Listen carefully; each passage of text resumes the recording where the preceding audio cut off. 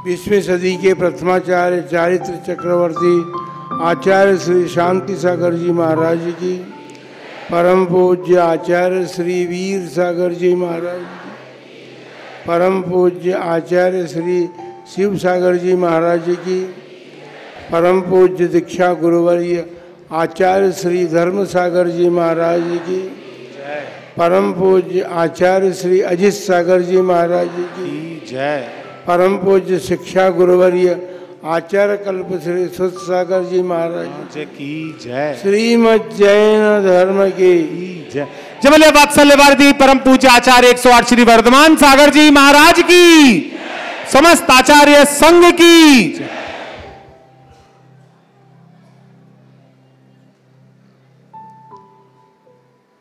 हमने सब नदियों से कहा था,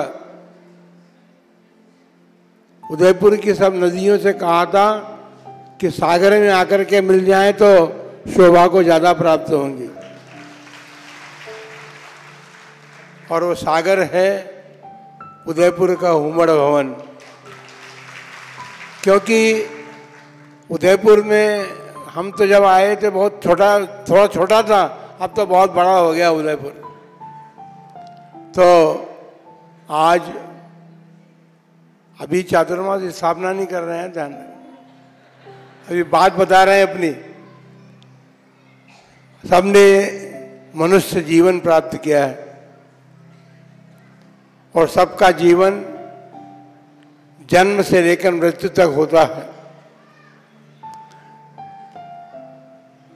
चाहे जब हो मृत्यु, ऐसा कोई आवश्यक नहीं है कि उसकी कोई गारंटी है कि इतने वर्ष के बाद ही होगी, कभी भी हो सकती है मृत्यु। लेकिन जन्म से मृत्यु तक जीवन रहता है और उस जीवन को संवारने का, सुखी बनाने का सभी लोगों का मानस होता है। इसीलिए सत्संग का बड़ा महत्व है अपने जीवन में। साधुओं का संगम जब किया जाता है, साधुओं का सानिध्य जब प्राप्त किया जाता है, तो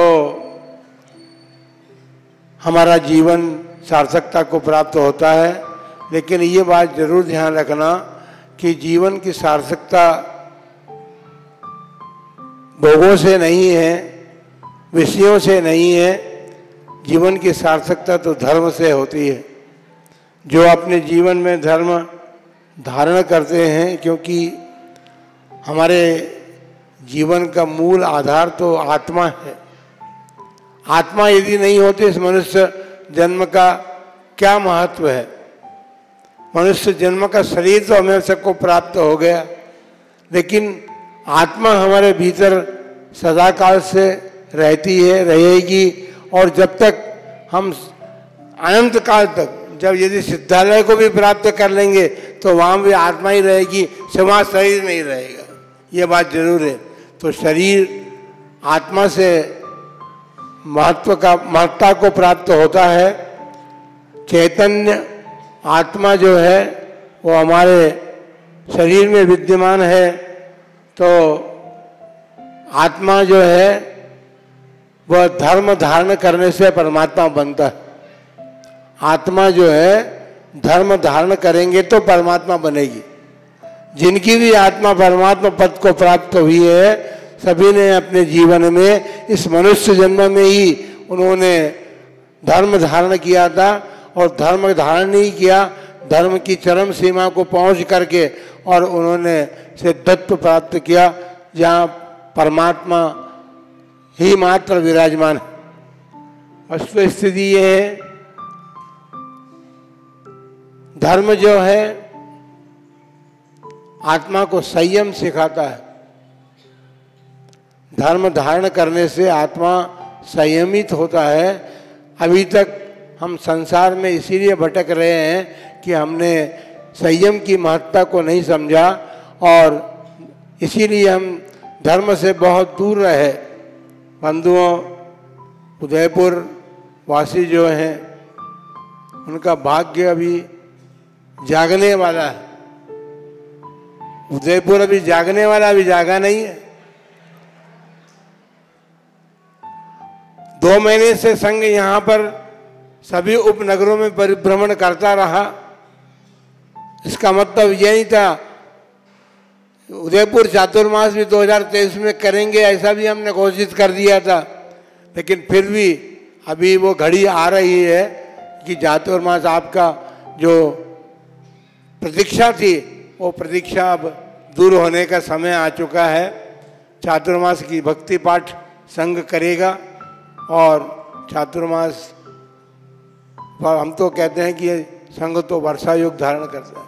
अभी 4 महीने और 5 महीने की बातें हो रही थी, तो 4 महीने का हो चाहे 5 महीने का हो, लेकिन है वर्षा योग। हमने कलकत्ता में तो 11 महीने का वर्षा योग किया था। इसलिए वर्षा योग है और वर्षा ऋतु प्रारंभ भी हो चुकी है। सीजन आ गया है और सीजन के साथ साथ उदयपुर वासियों के पास अभी हमारे सामने एक चित्र है फतेह सागर का। फतेह सागर जल से भरा हुआ है, लेकिन उसके पास एक चित्र और है जो मुक्ताकाश समोसण का चित्र है।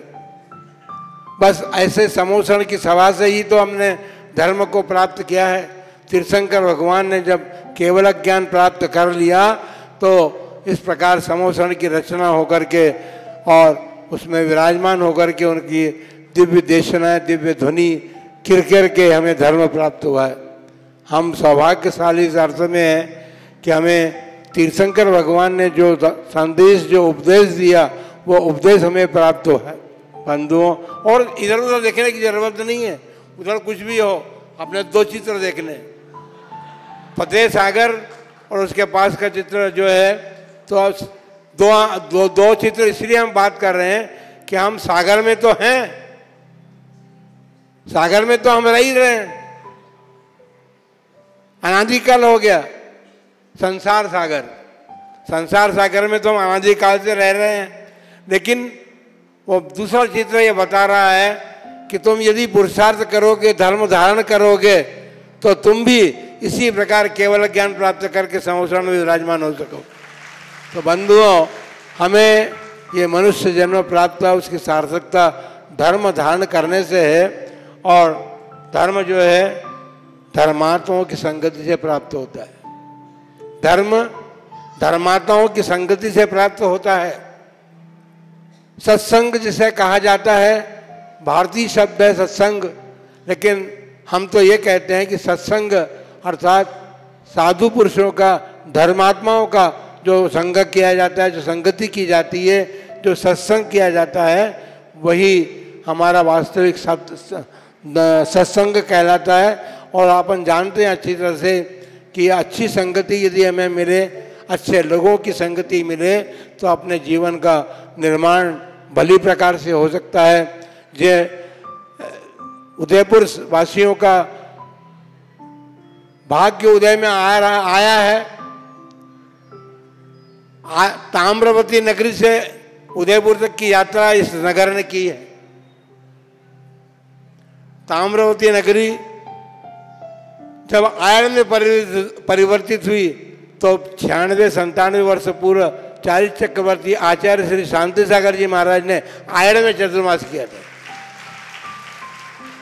और उसके बाद हुमड़ भवन में तो अनेक आचार्यों के, परंपरा के आचार्यों का भी और अन्य आचार्यों का भी यहाँ पे चातुर्मास संपन्न हो चुके हैं। इसीलिए हमने हुमड़ भवन को सागर की उपमा दी थी। आज तो उदयपुर के समाज का पूर्व ही इस सागर में आके समा गया है। पूर्व कब आ गया, लेकिन ये पूर्व हमने पहले भी कहा था, ये पूर्व हमेशा बना रहे और साधुओं की संगति में आप सब इसी समान रहेंगे तो आपको धर्म की प्राप्ति होगी और इस चातुर्मास का लाभ मिलेगा। चातुर्मास के अंतर्गत अनेक प्रकार के कार्यक्रम संपन्न होंगे, लेकिन उसके साथ साथ उन कार्यक्रमों को संपन्न करेंगे, व्यवस्थापक समिति करेगी, साधुजन उन कार्यों में उपदेश आदि देंगे। लेकिन आप क्या करेंगे, इसको धर्मात्माओं की संगति का फल प्राप्त कर सकेंगे। आप सबके लिए यही मंगल भावना है कि आपने जो ये मनुष्य जन्म प्राप्त किया है उसको प्राप्त करने के लिए संयम, अहिंसा, संयम और तप के धारण करने से सार्थकता को प्राप्त होकर के और ये मनुष्य जन्म एक दिन आपको परमात्मा की यात्रा कराने में भी कारण बनेगा। और आपकी आत्मा इस शरीर में रह रही है, लेकिन ये शरीर जो है, मनुष्य का शरीर जो है, वही आपकी यात्रा को वहाँ तक पहुँचाएगा जहाँ तक आपका पहुँचने का लक्ष्य है। इसलिए इस मनुष्य जन्म को प्राप्त करके धर्म धर्मात्माओं से मिलेगा, तो धर्म और धर्मात्माओं की संगति से आपका जीवन सार्थक बने, आपका जीवन सफल हो। इन्हीं मंगल भावनाओं के साथ हम आप सबके लिए मंगल भावना करके आशीर्वाद देते हैं कि संगति, ये साधुओं के समागम को प्राप्त करके आप हमेशा अपने जीवन को धर्म में बनाने का प्रयत्न और पुरुषार्थ करें। इन्हीं मंगलमय भावना के साथ जय बोलो महावीर भगवान की।